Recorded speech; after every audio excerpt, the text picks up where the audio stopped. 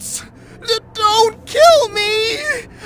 But I suppose you have to. You know what I always like to see in video games is funny little hostage NPCs with goofy voices. Thank you. I'm pretty sure the very first game to feature an on-screen kidnappee was Donkey Kong, which would make Pauline the first hostage NPC, which would make Olive Oil the prototype. Olive Oil's desperate, goofy exclamations both emphasize and downplay any sense of real danger. Real fear, real despair is rarely expressed in a big bellowing holler. Oh, save me! Save me! Popeye and Bluto are effectively indestructible, and Olive Oil gets off on violence, so their rivalry is essentially an elaborate roleplay. Now I can join the boys. This carries over to Mario lore, where Shigeru Miyamoto refers to Donkey Kong, Pauline, and Mario as a love triangle. And there's the recurring joke that Princess Peach isn't exactly being taken against her will. As deeply enmeshed as this character type is in pop culture, it's funny to note that Grimes didn't seem to understand the gig when she played Princess Peach on Saturday Night Live. As she was doing the Barbie arms with the stiff elbows the whole time, Grimes' mother was a crown prosecutor, and her father was a banker. And this sketch is something I like to point to as evidence that the elite don't grow up in the same world as the rest of us. I promise that's just an aside. This isn't going to be one of those channels where I only interpret things through the lens of privilege and, woke scolding. If you start talking politics in the comments, I'm just going to delete it.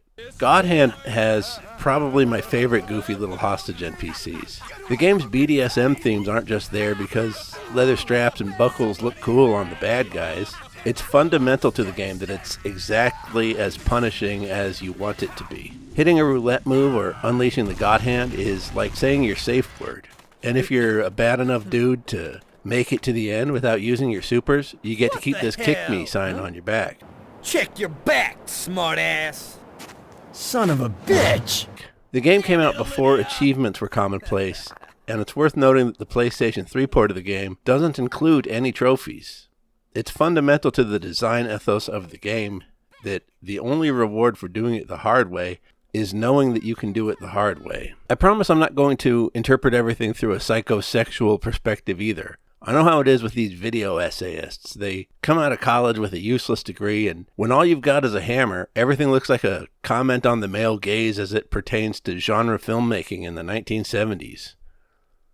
But I do think some of the hostages in God Hand are getting off on it. More than one of you should be enjoying this.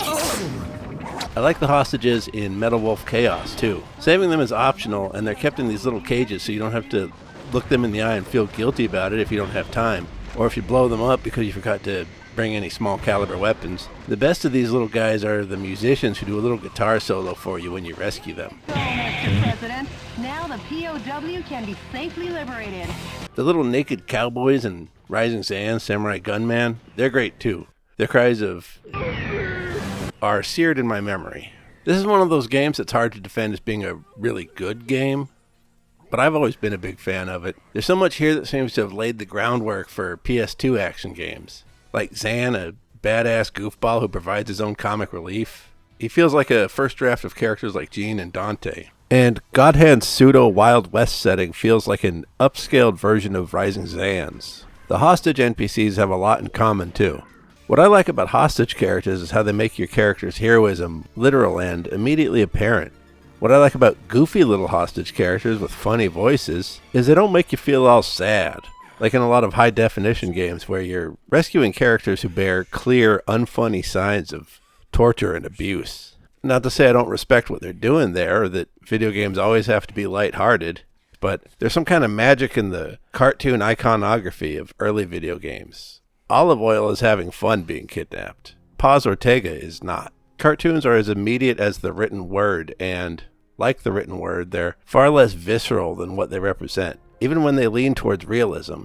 So we're dealing with the idea of violence rather than the reality of it. If you look at Fox animated shows like Simpsons and Family Guy, specifically from the 2000s when they thought they had to compete with South Park for edgy gross-out humor, you'll see a lot of jokes that might have been funny in the writer's room, but when you see it illustrated in excruciating detail, the visuals are so unpleasant that it's hard to laugh. Abstraction is a balancing act. In these goofy little hostage NPCs, you basically want a character who's sympathetic enough to be worth rescuing, to create stakes for the action, but not so sympathetic that we feel anything approaching real pity or sadness at the peril they're in or the harm they suffer. After all, it's just a game.